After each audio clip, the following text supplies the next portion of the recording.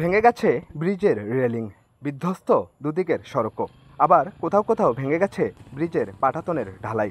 তার উপর দিয়ে ঝুঁকি নিয়ে চলছে যানবাহন, পারাপার হচ্ছে মানুষ। এ দৃশ্য কুড়িগ্রাম সদর উপজেলার পাঁচগাছি ইউনিয়নের জালালের মোড় থেকে ওয়াবদাবাজার সড়কের গারুহারা এলাকার।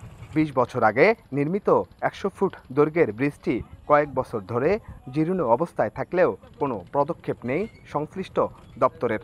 এতে ঝুঁকি নিয়ে যাতায়াত করছে কুড়িগ্রাম সদর ও উলিপুর উপজেলার শত শত যানবাহন সহ লক্ষাধিক মানুষ। গাড়ি প্রতিদিন দুর্ঘটনা হয় এই জায়গাটায়, প্রতিদিন উল্টে পড়ে যায়, ভাঙে, নষ্ট হয়। আবার মানুষ, অসুস্থ মানুষ আমরা শহরে নিয়ে যেতে পারি না এই যাতায়াতের ব্যবস্থা খারাপের কারণে। সেই গাড়িতে খুব স্লোভাবে যায়, যে তা তো স্কুলের ছাত্র মেলা পড়িয়েছে এই রাস্তা দিয়ে, কিন্তু বহু লোক পড়া গেছে।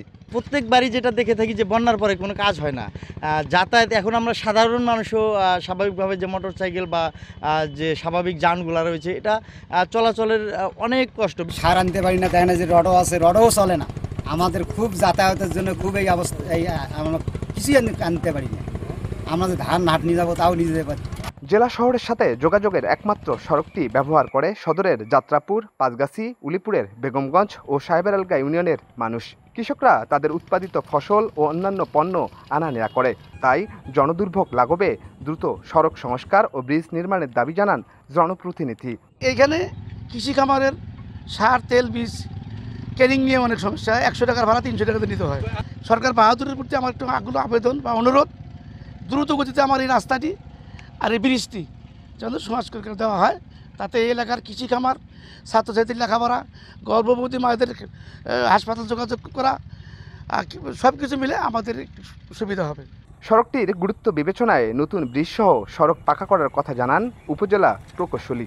আমরা অতি দ্রুত রাস্তাটা কার্পেটিংটা শেষ করবো আর কি। আর বাকি যে যতটুকু রাস্তা এইচবিবি রাস্তাটুকু আছে আর কি, ক্ষতিগ্রস্ত হয়েছেন আর কি এই বর্ষায়। তো আমরা এই রাস্তাটা অলরেডি আমাদের যে বর্তমানে ফ্লাড যে প্রকল্পটা আছে, এই ফ্লাড প্রকল্পে আমরা দিয়েছি আর কি। অতি দ্রুত আর কি আমরা আশা করছি যে রাস্তাটুকু, বাকি রাস্তাটুকু আমরা বরাদ্দ পাবো আর কি। এবং ওইখানে একটা ৩৩ মিটার একটা ব্রিজ আছে আর কি, আপনারা জানেন আর কি। ওই রাস্তাটা, ব্রিজটা খুবই ক্ষতিগ্রস্ত, যেটা মানুষের যাতায়াতের একটু দুর্ভোগ হচ্ছে আর কি বর্তমানে।